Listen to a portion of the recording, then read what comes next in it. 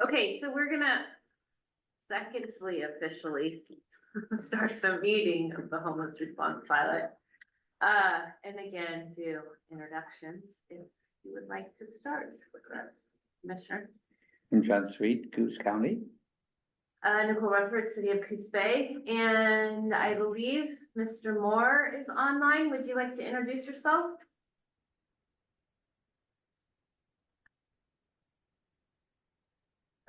Can anyone online confirm that you hear us?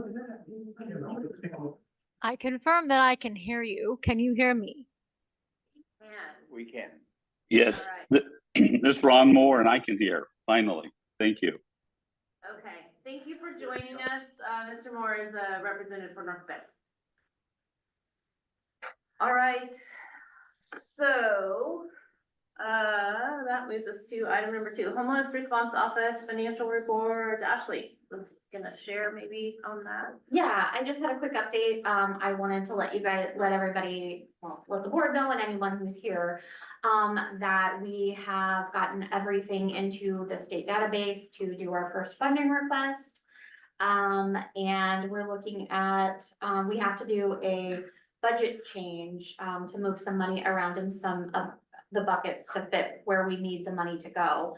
But this first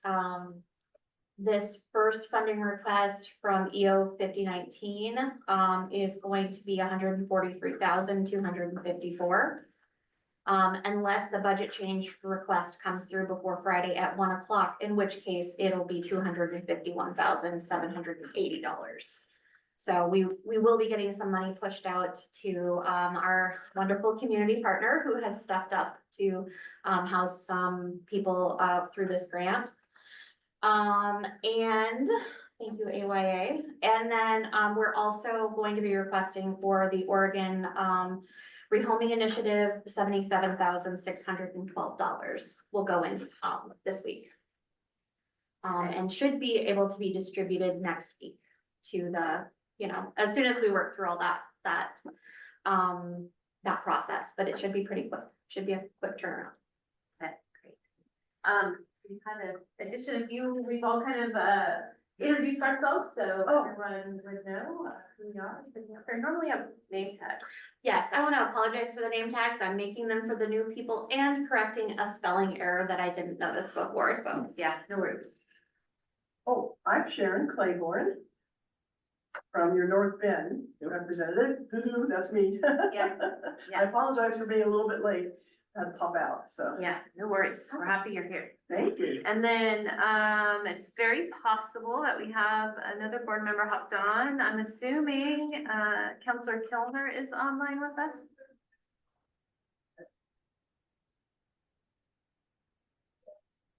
I'm gonna bet yes. So Councilor Kilmer is possibly the SK iPhone, and she's a second representative for Coos Bay. Okay. That brings us into project updates. And it looks like AYA is up first. Yep, you got mine. God bless you.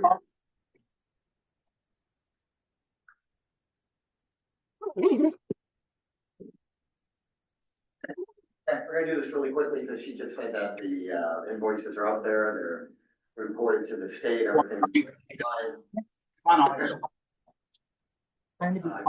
Next one. And I'm gonna do the exact same thing month after month so that it's really standard and we just kind of know. That is the HMIS system that the state is recognizing. Those are the numbers. We've got a total of 30 people in there right now. I'd love, so this is hot off the line. Yeah, I believe it's like 30. One thing that you have to remember is some are transitional and some are fully leased into their own apartments. So we've been putting them into the transitional housing, and then as soon as we can get an actual person, a leased apartment, we move them there. I get another one real quick. What has been spent? I thought it might be a little time to talk about this. These are the invoices Ashley had mentioned. We're gonna have to change some of them a little bit for right now, but it's easy. Whatever we need to do, we'll do to keep things moving. Just happy to see that after maybe 6, 8, 9, 10 months, it's finally moving. Let's keep moving along. That's the spa and the Ori are two separate ones. We've broken it down into the same 5 categories that the state is using. Other areas are using it as well. And Ashley and my team seem to be working just fine moving this along. We could go into details, but you don't want to know about every fork and spoon that we bought, do you? Next one. Okay, those are the original buckets that she was talking about that was split in a little bit different ways.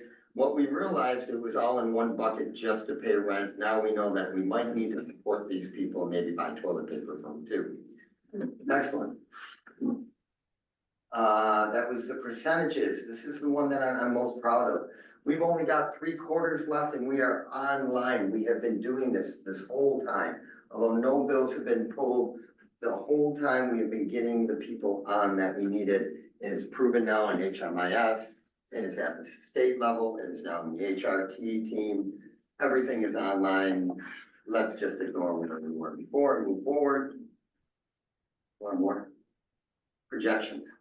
Here's an interesting one. So now that we've been doing this for a few months, we can kind of figure out where we sit in projections. The ORI is projected to be perhaps a little bit short, and we might need to break some funding. Flip one more. The spa one seems to be a little bit, have money left over to do some more creative things. That one I throw back to the council on what they might want to do. Obviously, these are projections. We never know what rent's gonna be, how long people stay there. If we are using the HUD basis, which means that sometimes people pay money towards their rent, skin in the game if they got a good job. Sometimes they lose that job and then we end up spending more money. So they're simply projections, but we've been at this long enough to have numbers to let you know that you can probably do something creative with about $500,000. And just for clarification, Scott's team utilizes SPA as their identifier for the emergency order funding. Just to clarify that. So one a little bit short, one a little bit over. We're moving along well. Everything seems to be going really well with these grants. People are getting help. Oh, yeah, these are broken up in just visual graphs. I think we don't need to go into great detail on that. I will say, just to throw out there, the only way this is working, and I want to give full credit to my board, we have about $25,000 a month in leases in AYA's name. And I want to defend my community partners that are here doing this work. They're much smarter than I am. It is really a big gamble to put that many leases into a nonprofit's name. But it is what needs to be done. The clients that we work with really can't get leases in their names. They may get bad credit history, maybe bad rental history. So it's not that the community partners don't want to be here, it's that their board is probably smarter than my board. Or something, I don't know. Now I'm gonna get in trouble with my board, I'll leave it there. Thank you. So, let's see, we have, I guess, Question? question. Do I speak too quick? I still haven't gotten rid of my New York waves. I think, yes, question. How does someone qualify for that program? That's what I was gonna kind of ask, who's your service? That's a good one, and we just had to revamp that. So we have a team of community people. I just left them a minute ago. I think there's 8 of them in the room. Majority being our staff, and then now we have a scoring system that we're starting to use.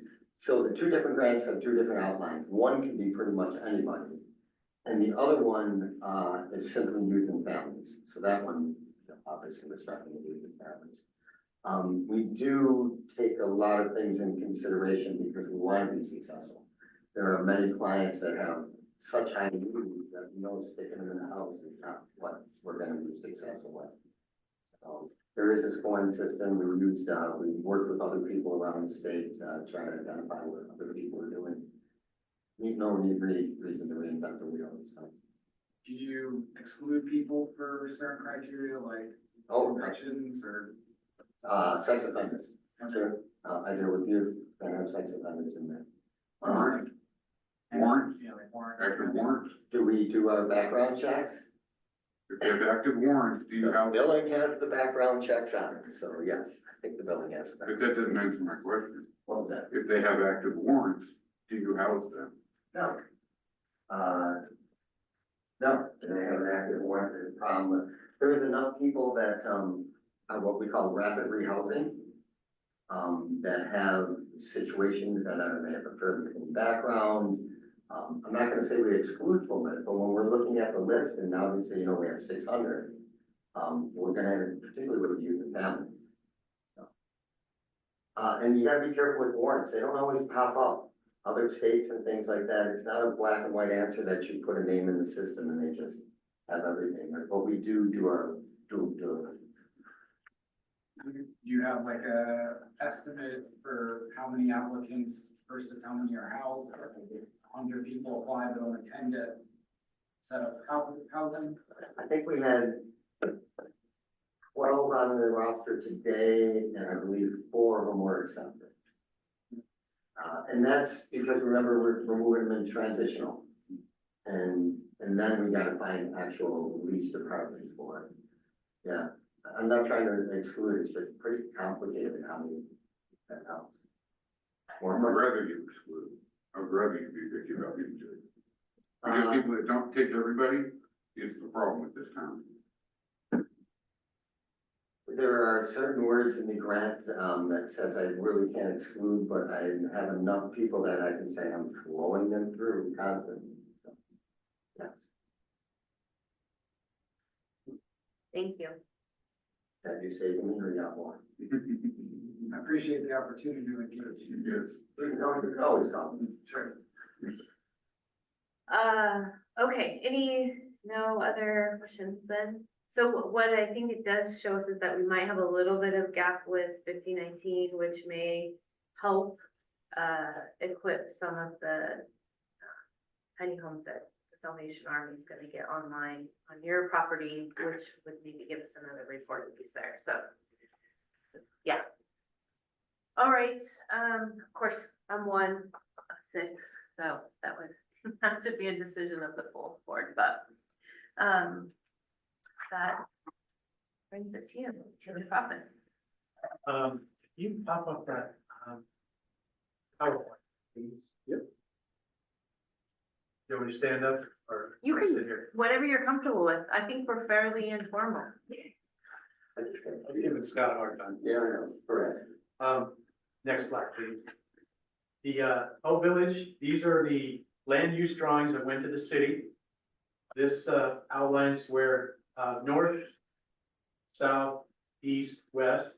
This will be where the units lay. There'll be 8 of them. And if you look down towards, the western side there, that's a laundry facility, and it'll have a dog washing station and everything. These are the drawings, schematic drawings that went to the city for the land use permit. We expect that it should pass city, October, the end of October. We should hear something about that. Then it moves into the land development phase where we pull permits and things get a little more scrutinized as far as like how we're gonna handle water, where the actual power, water, sewer, potentially gas go, those sorts of things will be more heavily scrutinized. And then I can't do anything, according to the Salvation Army, I can't do anything until I get a permit to proceed from the city. In other words, if they say, yeah, you can pull a permit, that doesn't mean that I have a permit to proceed, so I can't do anything with that. And then if you could go to the next slide, I think it's this one. This is the funds that come from Coquel Indian Housing Authority. They were gracious enough to help support, in the early stages, we asked for funding and they had some that they weren't gonna use, they were gonna turn it back to OHCS. So this was the funds that were submitted. Now, these funds sit at the Oregon Housing and Community Services Procurement Department, and they've been there for the better part of 2 months. We've been waiting to pull these down. This is part 2 of the must be in place before we put any units on the campus over here. So I call Ann Cook, the executive director, every week, and we discussed, the developments that are going on with the budget and, the approval of funds, but this is tentative. Now, if you'll notice, I highlighted excavation, $33,000. This number came from, initial conversations with contractors when I was trying to put the proposal together swiftly up front. We're expecting that we're probably gonna have a little bit more in excavation. I think we might even run into, a member of my board mentioned that we have to deal with water on our own property. So that shared, we're probably gonna have to cut some fresh drains that we didn't anticipate. And that's okay. They're not gonna be real expensive. We already have one there, so we you know, we're kind of, it's gonna still drive the costs up a bit. I highlighted the contingency. That'll probably cover most of that. Why am I talking about this? Because I've been crunching numbers on my own. We're doing, the county commissioners are gracious enough to give us, funding from, HB 4123, $480,000, which is technically the money for the units. The units themselves, we landed on were, they're modular. There were several reasons we were looking at modulars. One of them was, there was a plan that we may take this whole project and move it somewhere else, but that's kind of since evaporated. Needless to say, the units that we're gonna be purchasing are around $63,000 each. We estimated it $60,000. So that's some costs that went up on that end. We are also looking at $1,500 to ship them. They're gonna be assembled in Eugene. The company that we're working with does great work with gift in kind, so they're even talking about supplying refrigerators and things like that, where we could draw down on some of the supplies stuff over there. You could draw down on that and use that for additional funds to pay for the units. So anyway, there's gonna be some juggling going on, but at the end of the day, I'm expecting that I'm gonna need to go back to the community and raise another $100,000 just to make sure that everything's in place, properly built, according to codes, and meets with the standards of the city and our neighborhood. So that's pretty much it in a nutshell. And are there any questions? You have the PDF document also. I think that's, the PDF is the actual plans. Would you guys like to look at those? It's what went to for the land use permit. Okay. If you'd like, they're there. We can flip them up. But needless to say, that's an update on Home Village. Question?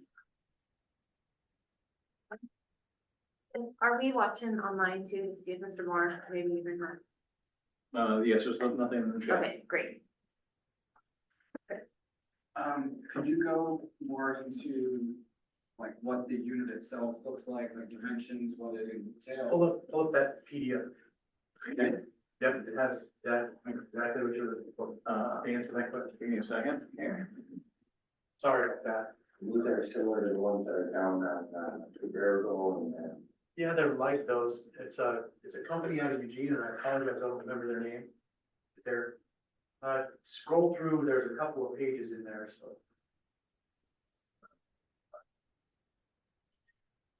Here. Keep going. I think it's after this one, next one. There they are, right there. This is what the actual, you'll notice, there's one that's ADA. It's got the larger bathroom. This is the laundry room, the ADA unit, and the regular unit. They're like single wide trailers? They're 10 by 40. And they're modular, so they'll be on some sort of frame or wheels even, that we can either pick them up or roll them into place. Or to another place, if there's ever an opportunity where we can move to another facility. Anyway, the top one's the laundry room. It'll have capacity for, I don't know how many units. They didn't really share that with me, but several units. And then we have the dog washing station on the end, because our property is, there's a lot of water there, and we do have a tendency to have mud and things, so people won't have to deal with that in their homes. They can wash their dog or wash their shoes off, whatever they want. we brought two of these in, even more expensive. And then one of the things that I learned that made it difficult was you would have to get them certified again when you come there. And then the cleaning, tax is the way out, all these rules and regulations, and all that stuff. So we want to talk about that. But it definitely increased the cost ridiculously, the permits, the legal stuff, and so on. I would say probably 20% more than what we could have built them for if they weren't being expected. Can you send me some information on that? Sure. Thank you. There's a lot of expense with each tenant. Added expense. You mean rules and regulations because we deal with counties and cities? Right. It is, but I'm gonna say that there is safety things involved in there that I might have not have thought about myself. Well, I mean, renters, you'll get a good one or a bad one, and a bad one will destroy a place, which will cost, you know, and then plus added city expenses, and so it's gonna be costly each time a new tenant comes in. Unless you're lucky, you have to get nothing but good tenants. No, we expect that there'd be some turnaround costs, you know. I look at concrete next because it's a little bit harder to break. Is it kind of like transitional housing or? Yeah. It's already like a year is the target or 2 years. 2 years target? So over 10 years, you might get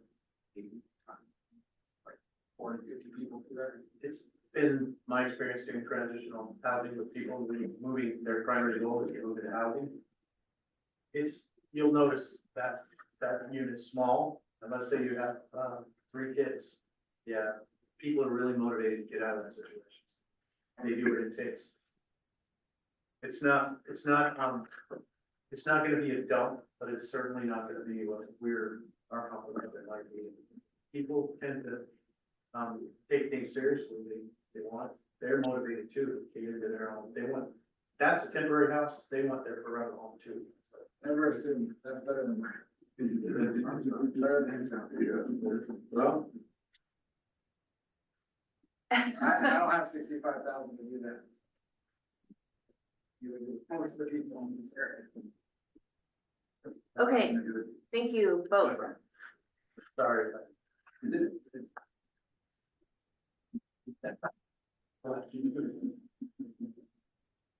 All right, that then moves us to item 4, which is project proposal updates.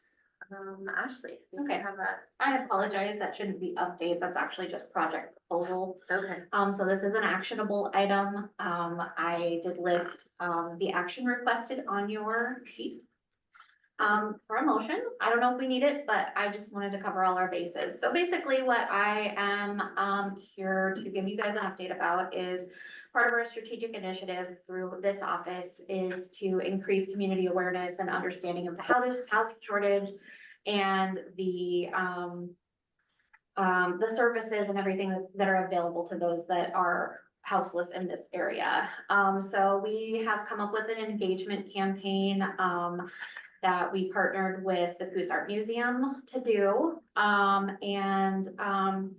They were able to bring an artist slash professor from Texas who does some really amazing work with the homeless, and he's got a project called We Are All Homeless. Basically, it talks about, it centers around things to do with like what people consider home and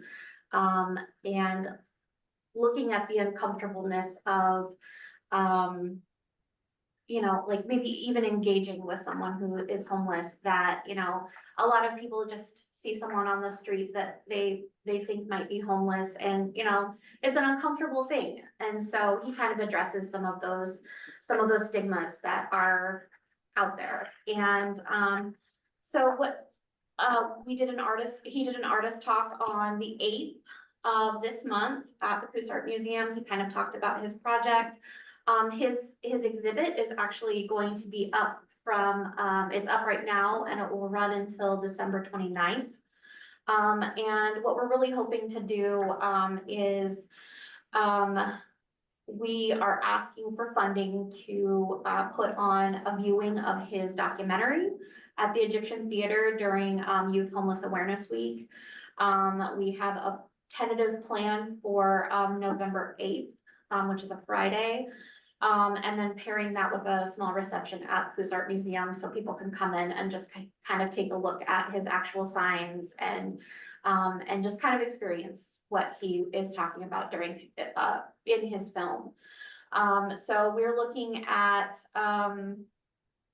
$450 to do the rental for the Egyptian. And then, I have also talked to Melinda Torres, who works with the art project and is also our McKinney-Vento liaison, for homeless students and families. And, she's going to help me engage with the school districts to try to get, either kids to the art museum to view the exhibit or to bring, somehow bring the whole thing to the schools somehow. We haven't worked that out yet, so. So I'm here asking for, funding through our our emergency order 5019 grant to pay for the Egyptian rent. That was a lot, I'm so sorry. There's not a fee for the showing of the movie. There's a small rental fee for the actual digital copy of the film. And I've also requested, enough funding that we could potentially purchase it for the schools that are interested. So they have that, they have the ability to view the documentary in the schools if they weren't able to make it to the actual event.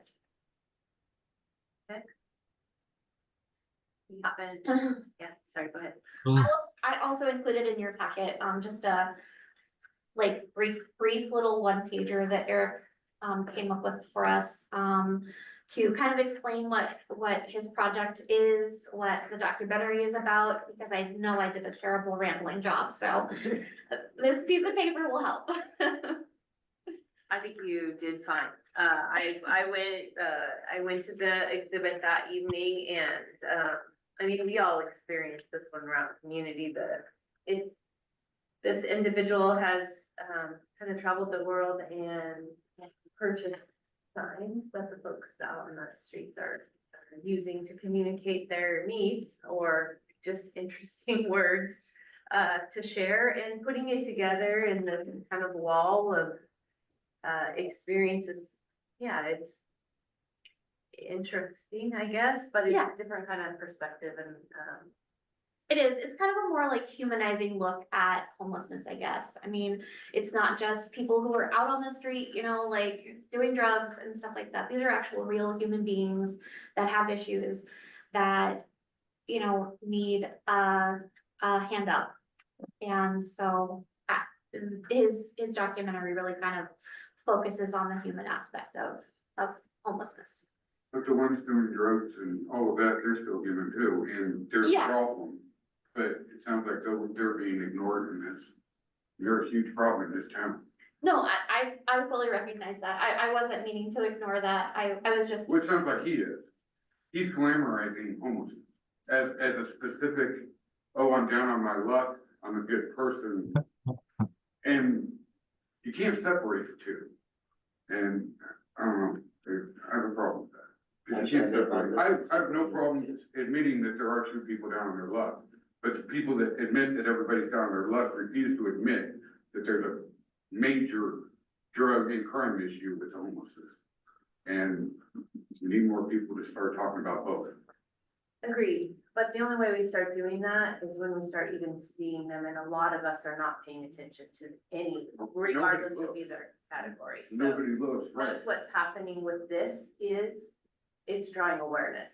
And until we all as communities have awareness, we're not gonna make any movement on this, regardless of which ones you're trying to reach. Right. So I I talk to think these that's group people all the awareness. time, every day. So appreciate this. I think this is a piece of the puzzle. it's a piece, yeah. Yeah, it's not the It's not the answer. final piece. We're far from that, so. It's not the answer, but it's maybe the beginning. Yeah, Open the conversation. sure. Question? No, but to address that, that's one of the reasons why I volunteered for this.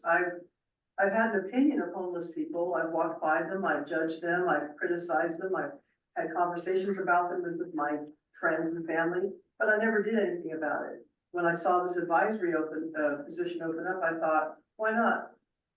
Stand up and be part of something. Maybe I can help. But I don't know if the consciousness is rising fast enough, but that's how I got here. Because I decided I wasn't gonna just keep walking by and ignoring it. If I can do something, great. That's why you're here. I think that's exciting. I like hearing your comments, but I'm just starting to understand this. Going to an exhibit like this, I would take people with me who have no idea how homeless feels. I don't. So I think an exhibit like this would be eye-opening and consciousness raising a little bit, so. That's kind of why I'm here, but I appreciate what you're saying. We don't know what the core problems are, what the root problems are. There's 1,000 of them. It's an octopus. So maybe just finding one piece of the puzzle at a time, help us put it together. Have anybody on any questions? I was just wondering if we have an approximate number, do we need to make a motion to have an allocation up to a certain amount? Yeah, that's outlined in the motion. So the 515.94. Yeah, I gave myself a little bit of wiggle room just in case there are, some other like printing Oh, there. costs and stuff like that for advertisement. Okay, I move that we approve, the Office of Homeless Response to utilize EO 5019 funding not to exceed the amount of $550 for the purchase of the Signs of Humanity digital video, as well as rental of the Egyptian Theater for a viewing and resource event. All right, so first, you want a second? I'll Second. that. Thank you. 3 seconds. Any further discussion? All right, then I will call for the motion. All those in favor? Aye. Aye. All those opposed? Motion passes. Thank you. That moves us to item number 5, which is, response office updates. Yeah, real quick, Eric, I'm gonna take that. Letter A is the Q's Art Museum show, but I think that was pretty well covered with your project proposal there. The artist talk was on the 8th. Yeah, it was a nice, small, quiet event. The installation is bigger. So it'll be, Okay, yeah. that full area then. Yeah, right? It's not just the one room? No, it's just the one room. Oh, okay, never mind. I thought the installation was bigger. So No, no. then we have seen the installation. Those that were there for the talk. Yeah. Pit count planning has begun. Laura Hunter from Orca and I will be co-leading the pit count this year. We've had our first meeting, just general planning, and we'll be sending out emails and invitations to community partners shortly. So, especially you, Scott, look for that email coming your way. We are also beginning our Reinstitute 100-Day Challenge. Quite a long time ago, the Reinstitute process was brought before this board and approved. And then there was scheduling conflicts and difficulties, and we couldn't get a cohort together. So this is about 6 or 7 months later, and we're ready to go. So we just had our first informational meeting. We're going to be putting together a local team of leaders. Again, some of you here in this room will receive emails about that. Starting the 100-Day Challenge. We'll be determining goals. They'll go over the whole process and that sort of thing. So you can expect some more communication about that in the future as well. Thank you. All right, that moves us into item number 6, which is public comments. I'm not sure if you guys have comments, since you've been engaging the whole time, but this would be the time. You can get to Ashley. Thank you.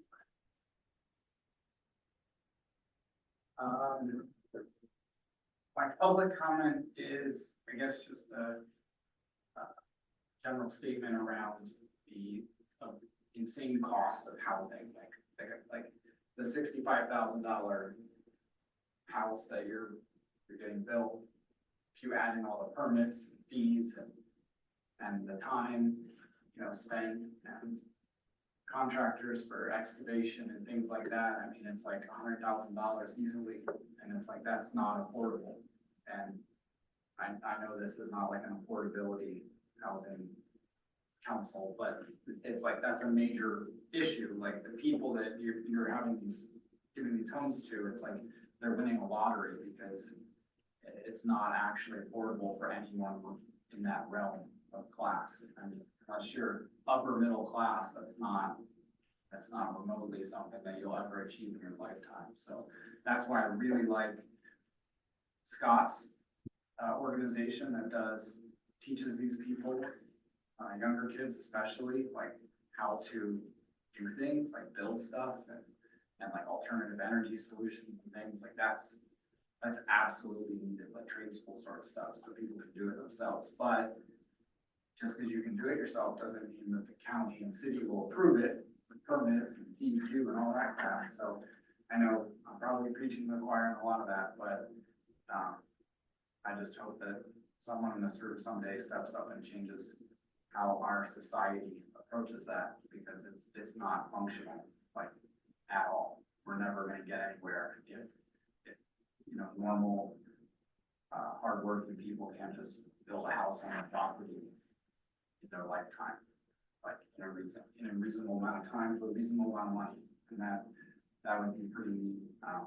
Habitat for Humanity is like great, they do that, but again, the people they're building those houses for could never do that on their own. Even if they got a job and learned some skills, it's just like not affordable thing. So that's not a critique about where you're purchasing those homes from. It's just, I mean, if I wanted to buy like a tiny home for a piece of land I have, it'd be about that much. That's insane. So that's a big problem, but I'd like to see more movement from the county, especially towards making it affordable for permits. You know, because that's insane. I appreciate you letting me say that. If I had done my role, I would have asked you to state your name so that the folks online might know who you are. My name is Chris Councilman, just outside. Perfect, thank you. Anybody, yeah, Scott? Just want to blow off that bit. That's insane. I hate it because I'm stuck there, but I've worked with both the county and the city. I almost feel they feel they're shackled in their own rules and regulations because those people on the other side of the counter are people. And they do understand that it's insane. They're almost trapped in the whole system themselves. So sometimes we got to remember that it's not government, it is people. And I don't know, I look at these rules and I think that there's probably a lawsuit here, there's probably a house fire there that made these rules come about. But I do want to give credit to both the county and the city for at least sitting down and walking me through it. But it is insane. I'm not going to argue that. I could tell you some in city council recently saying how insane I thought it was. But it came about for a reason, so. Get involved. I don't know if you tried that. Anybody online? Melissa added a comment to the chat that says a $100,000 mortgage is approximately $700 per month with a 5.5% interest rate with 2 bedrooms. Each bedroom would be around $350. Yeah, but the square footage of building right now is $300 to $600, so that's $1,000 house is a $300,000 house. That's a $500,000 house. no, you can't build $100,000 a year. That's why nobody's building. It doesn't even make sense. Okay, good conversation. Any comments from the board? I'll start online and I can't tell who's here still because that's really small. Focus us. If Mr. Moore or Councilor Tilmer is on and has any, comments from the board? I've just enjoyed listening to all the people speaking. I'm pretty excited about the art project and going to the theater. I think that would be a wonderful thing. And I'm sorry I'm not there in person. Okay, we're happy you're here, virtually. Thank you. Counselor Kilmer? Any comments? What? All right, how about in the room, any comments here? I have a Yeah. request. I'm often asked, what all are you doing? And I'm wondering if we could come up with a simple little format or just a numerical report perhaps. I just looked at it myself here and, you know, the first column might be authority. We generally, it's some House or bill or Senate bill, is it not, that is for, gives us the money. And then each one has its own designated uses. So that could be a second column. And you might have to footnote that because you're gonna be restricted to a column, you can't write a paragraph. Amount granted. Amount expended. And then, I don't know what the title should be, but a little more space for this. But what have we got for it? You've got, What's our cost to investment ratio? pardon me, What's our cost to investment, basically? not your cost, what the investment was in. Okay. Yeah. Using tiny house. Yeah, I mean, if the designated use is to house someone, how many people have we housed, or I don't know for sure what this is gonna look like, but you all work with this stuff all the time. Maybe you could help me come up with something. Yeah. Or just so that when someone says in a challenging way, well, what in the F are you doing with all that housing money? Well, here's what we're doing with it. Would it be easiest to have it like as a monthly or a quarterly? I think monthly would be Monthly? good. Okay. Mhm. You And can we do can that. add that to the page on the website? Yeah. Yeah, and then We can I'll even wrap our post it on heads Facebook around page that and it will be evolving. So maybe that format Yeah. changes over time as we maybe want to share some other tidbits or something like that. Yep, Oversimplify that, it's gonna end up 32 people permanently housed, 8 people in transitional on both grants.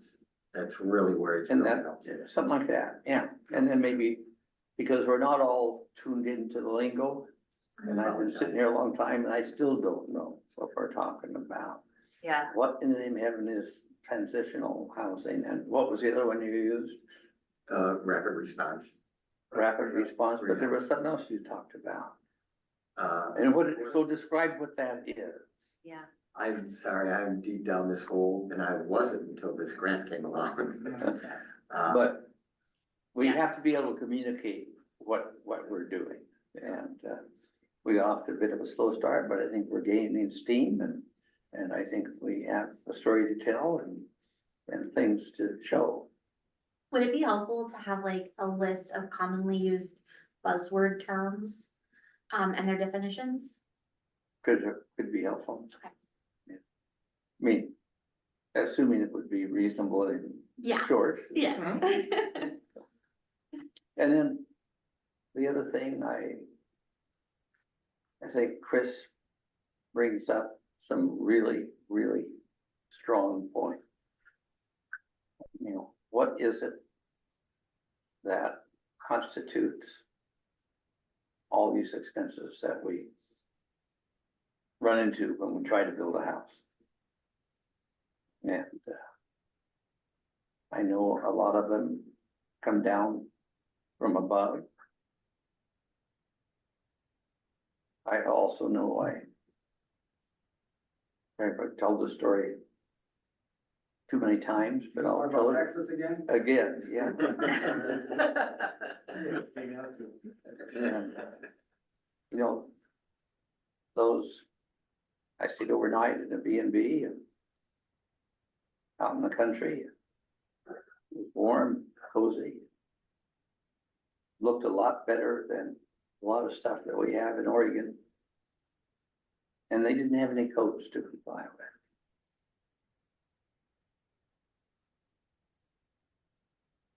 The market can sometimes take place.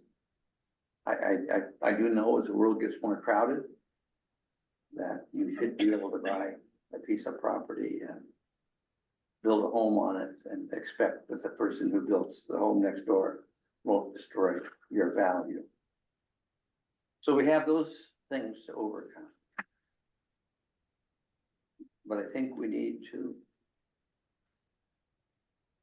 constantly push back to higher authorities about the cost of overregulation, and that we should search out such instances such as I happened upon in Texas. And I said, what about planning? Oh, we don't have any planning out here.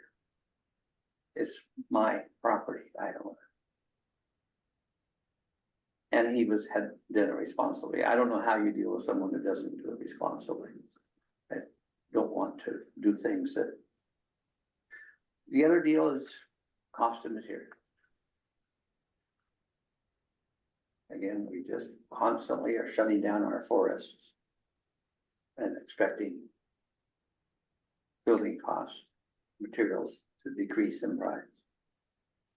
It just doesn't work that way. And so if someone feels compelled and wants to have real cheap housing and virgin forests without harvest, those people are going to have to be forced to make a decision because they can't have both. And that's an oversimplification, but it is a problem. We have timber that could be harvested, provide jobs so that people could afford a house and could increase the supply of building materials so that they're less expensive.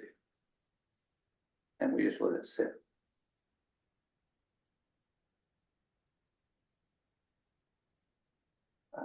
I don't know, that's not our first job. Our first job is to get places for people to live. But I still think we have to push back on these things, where the dots aren't being connected about what's driving up the cost of housing.